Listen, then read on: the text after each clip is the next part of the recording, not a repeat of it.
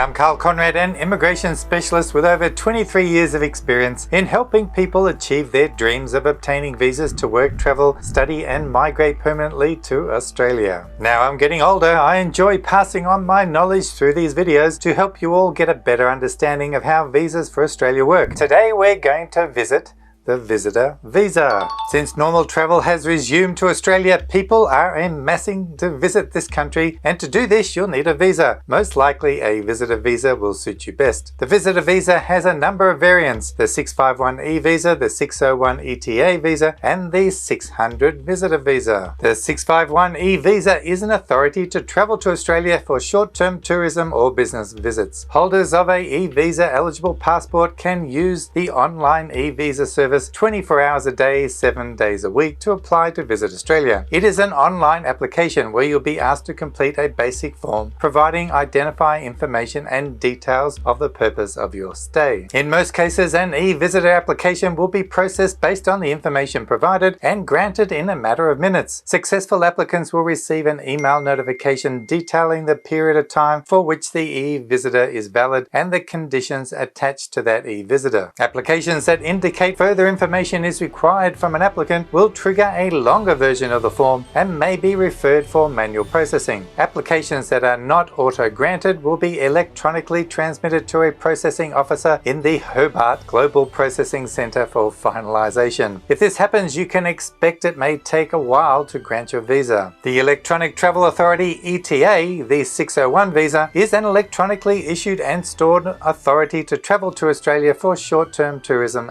or business visits. The ETA is available to passport holders from a number of countries and regions and is used by approximately 80% of short-term visitors to Australia. It may be obtained via the internet from a participating travel agents or from airlines or from departmental offices overseas. The ETA and the e-visas are relatively straightforward applications for eligible passport holders. The e-visas allow you to come to Australia for at least 3 months. If you get refused for one of these visas, then there is something on the immigration computer system, past travel history, etc. that it doesn't like. If refused, you would then, like all other people who do not have eligible passports, apply for the 600 visitor visa by filling out the online form through the Immigration Department's IMI account system. The e-visas, the 601 and the 651 versions, allow you to come to Australia for 3 months. The 600 visa allows you to apply for a maximum of 12 months. Of course, for those who want to stay for a lengthy period, the closer the department will look at the reasons for the visit. I'm not going to go over all the information you can find on the Immigration Department's website about what you can or cannot do in Australia while you hold these visas, but suffice to say that they are not visas for coming to Australia to work as an employee for an Australian business. The e-visas are granted very quickly and do not require an in-depth assessment. The 600 version, however, does, and this is what we will examine in detail today. The 600 visitor visa has 5 streams: the tourist stream, the business visitor stream, the family sponsored stream, the approved destination status stream, and the frequent traveller stream. The approved destination status stream provides streamlined access to the subclass 600 visa for eligible People's Republic of China citizens for group tourism purposes. The frequent traveller stream is intended for eligible genuine visitors to travel to Australia for tourism purposes and or to engage in business visitor activities in Australia. This stream is subject to a higher application fee and can be granted for a visa period for up to 10 years. The frequent traveller stream provides multiple entries and a 3-month stay period after each entry during the validity period of the visa. Each of these streams have their own mandatory requirements to meet. We would need a separate video on each stream to cover all the details, but all of them have general and common requirements to meet, so let's take a look at those first. We'll make a separate video about the requirements for each of these streams at a later date to add to our library of information for you. And on that topic, make sure you subscribe to our channel so you don't miss out on any of these new informative videos. The common criteria are: you need to have a genuine intention to stay temporarily in Australia, have adequate financial support, meet public interest and special return criteria, and not stay in Australia for more than 12 months. A genuine intention to stay temporarily in Australia So what does that mean? The department will look at whether you are genuinely staying temporarily in Australia. In other words, you intend to go back after your visit. They will look at your visa history if that is applicable to Australia, and perhaps your history of visiting other countries as well. Whether you intend to comply with the conditions on your visa, and in particular the no work condition. Other relevant considerations such as the applicant's employment and financial circumstances, including the economic situation of your home country. The department will look at the incentive for you to leave Australia before your visa will expire, and thus your personal circumstances will be examined in detail. For example, the Immigration Department will look at some of the following factors: long-term ongoing employment, particularly in a skilled or well-paid occupation in the applicant's home or usual country of residence; ongoing study commitments, particularly at the tertiary level, and evidence that the applicant is travelling for a short period and intends to return to continue those studies; property ownership or assets in the applicant's home